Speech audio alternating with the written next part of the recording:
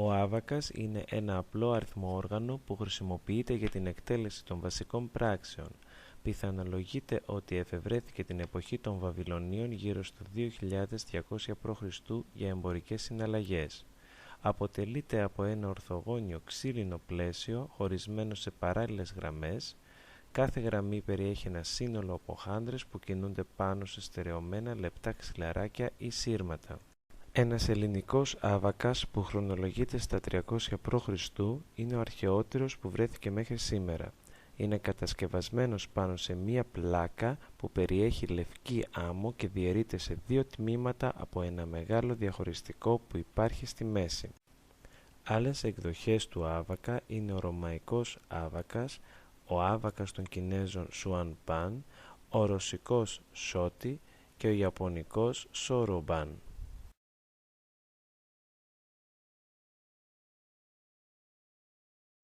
The Antikythera Mechanism.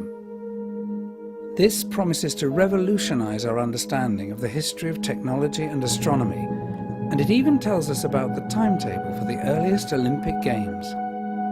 The Antikythera mechanism would be remarkable even if it was a less clever thing than it is, because there is so little like it physically preserved or even described in ancient books. 1900, just off the coast of the small island of Antikythera, a group of sponge divers came across the remains of an ancient wreck.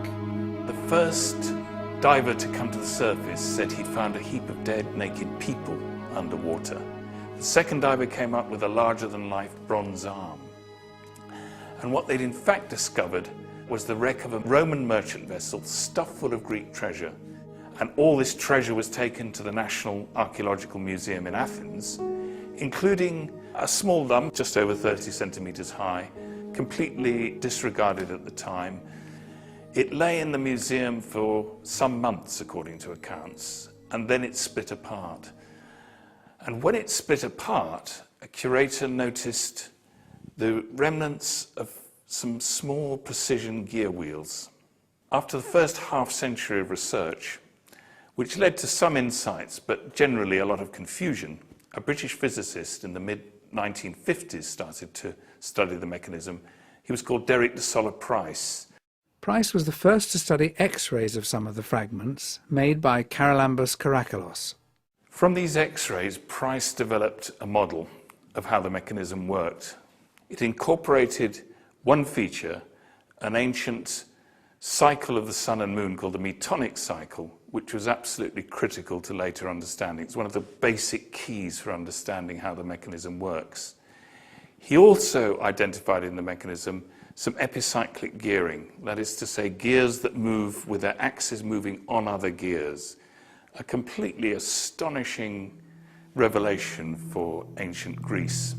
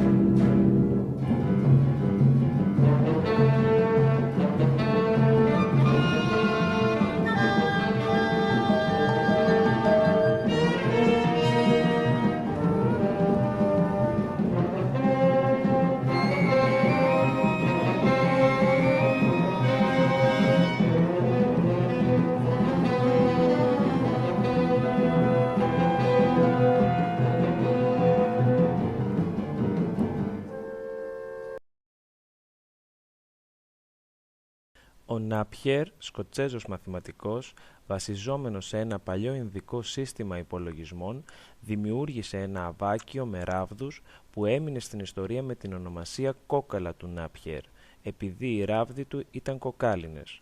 Με τα κόκαλα αυτά ήταν δυνατός ο σχετικά εύκολος υπολογισμός γινωμένων αλλά και πηλίκων. If we just take these numbers, say 7,348 multiplied by 5, we're interested in this line along here. And what you do is you take the digits which are in every section. So this section out here, 0. The next section in this diamond shape is 4. The next section, you're adding the 5 and the 2, is 7. This section here is 6, and this one here is 3. So the answer to 5 times 7,348 would be 36,740. Ο Γερμανός μαθηματικός και αστρονόμος Wilhelm Schickard κατασκεύασε το υπολογιστικό ρολόι, μία αριθμομηχανή που μπορούσε να κάνει προσθέσεις και αφαιρέσεις αριθμών μέχρι 6 ψηφίων.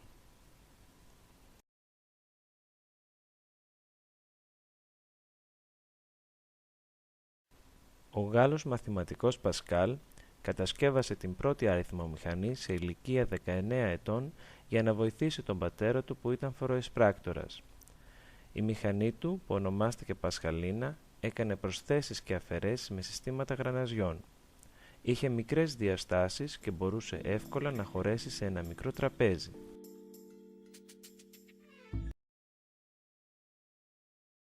Ο Leibniz το 1674 τελειοποίησε τη μηχανή του Πασκάλ ώστε να μπορεί να εκτελεί πολλαπλασιασμούς και διαιρέσεις.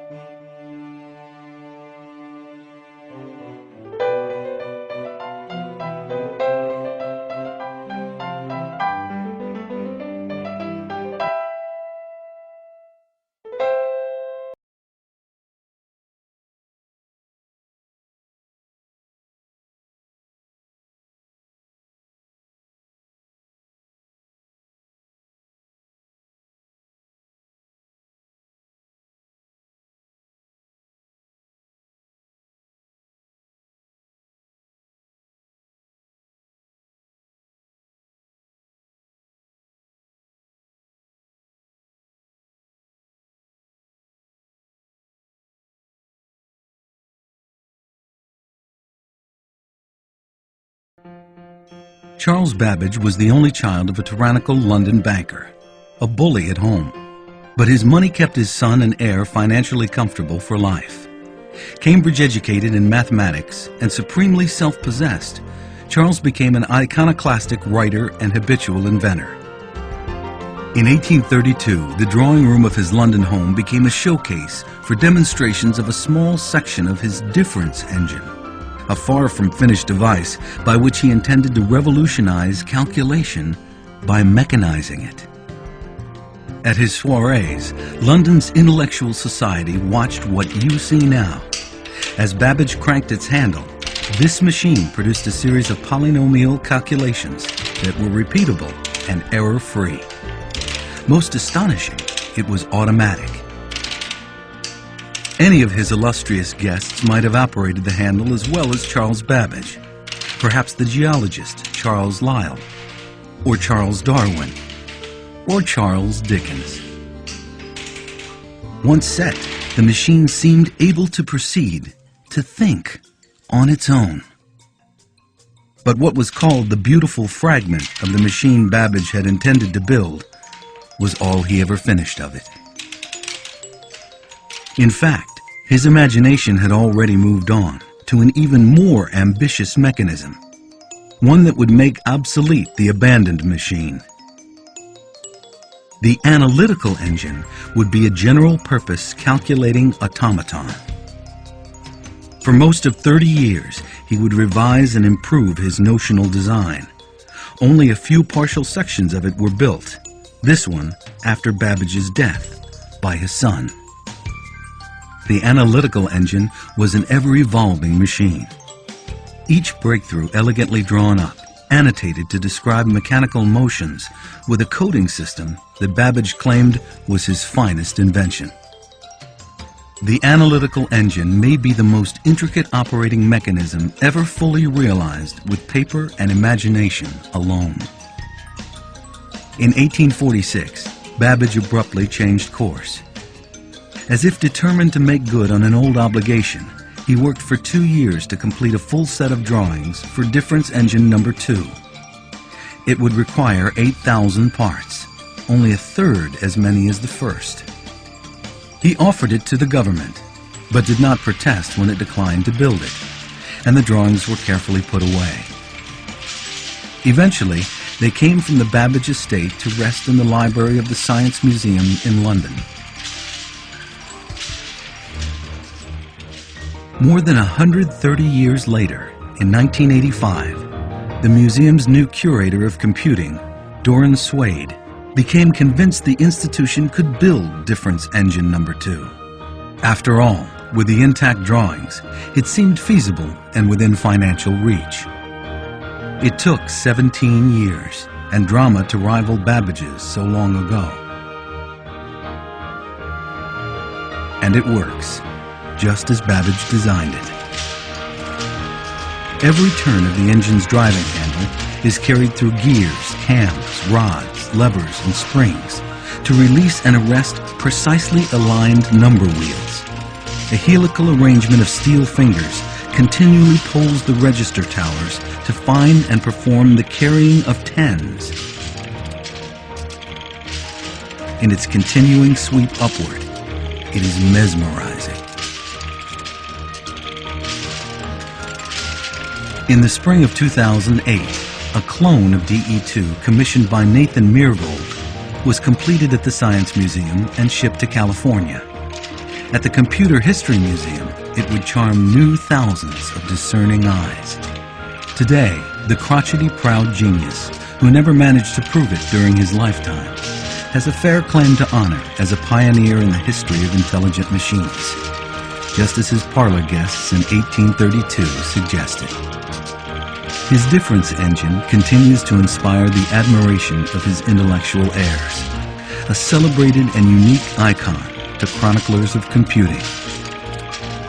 Charles Babbage, remember, never saw it, except in his stubborn, prescient dreams.